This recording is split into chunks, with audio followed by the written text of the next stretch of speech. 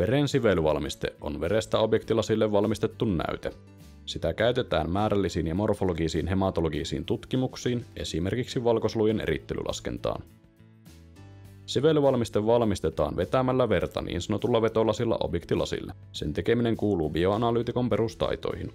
Yleensä näytemateriaalina käytetään EDTA-verta, mutta veri voidaan tiputtaa objektilasille myös niin sanotusti natiivina esimerkiksi ihopistosta tai kantapäänäytteenoton yhteydessä.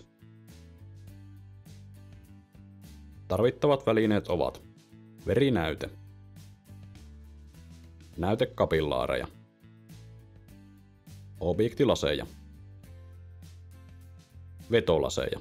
Mikäli erillisiä vetolaseja ei ole saatavilla, vetämiseen voi käyttää myös tavallista hiomatonta objektilasia. Kaikkia näytteitä on käsiteltävä aina mahdollisesti tartuntavaarallisina. Käytä siis aina näytteiden kanssa työskennellessäsi suojakäsineitä. Aloita sekoittamalla näyte hyvin.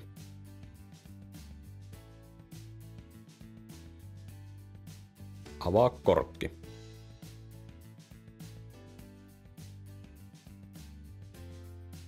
Ja ota näytettä kapillaariin.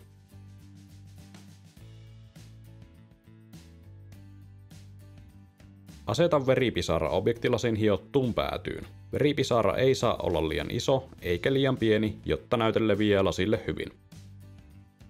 Ota vetolasi käteesi ja pidä toisella kädellä objektilasista kiinni.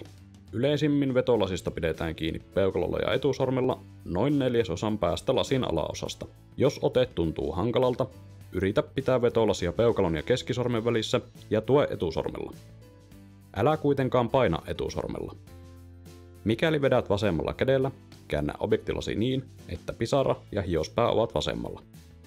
Aseta vetolasi objektilasin päälle niin, että lasien väliin hiospään puolelle muodostuu terävä noin 30 asteen kulma. Yritä pitää lasien välinen kitka mahdollisimman vähäisenä. Älä siis paina liian kovaa. Vedä vetolasia hiospäätä kohti siihen asti, että se koskee veripisaraan ja veri leviää lasien väliin. Lähde työntämään vetolasia objektilasin toiseen päätyyn.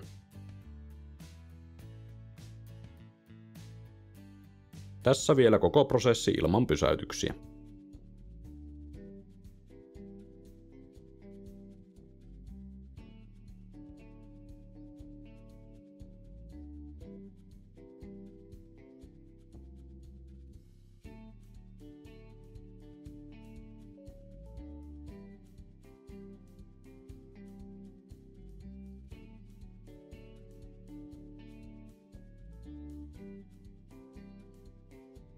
Sivelyvalmisteen tekemisen jälkeen on tarkasteltava sen laatu. Ihanteellinen pituus sivelyvalmisteelle on noin 2–4 senttimetriä. Valmiste ei saa olla liian paksu, sen värin tulisi olla haalea eikä kirkkaanpunainen. Päätyyn tulisi muodostua pyöreä niin kutsuttu häntä, josta voidaan valoa vasten tarkasteltuna nähdä spektrin värejä.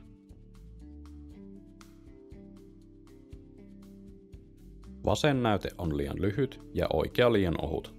Tämä voi johtua esimerkiksi liian pienestä veripisarasta tai liian isosta vetokulmasta. Ota siis isompi pisara tai vedä terävämmällä vetokulmalla. Nämä näytteet ovat liian pitkiä ja verta on liian paksusti. Mikäli näytteestä tulee liian pitkä, vedä suuremmalla vetokulmalla. Jos näyte on liian paksu, ota pienempi veripisara. Vasemmassa näytteessä vetolasi on heilahtanut kesken vedon ja oikeassa veto on pysähtynyt välillä. Jos et saa vedettyä näytettä tasaisesti, kokeile ottaa tukevampi ote vetolasista ja objektilasista. Tämä näyte on levinnyt lasien väliin huonosti. Jos veripisara ei lähde leviämään, voit kokeilla säätää vetokulmaa ja sen jälkeen lähteä työntämään. Älä kuitenkaan jää odottamaan liian pitkäksi aikaa. Veto- ja työntöliikkeiden tulisi olla sulavia. Tässä näytteessä häntä ei ole muodostunut näytteen päätyyn. Pääty on jäänyt siis tasaiseksi. Näin voi käydä, jos jää odottamaan pisaran leviämistä liian pitkäksi aikaa.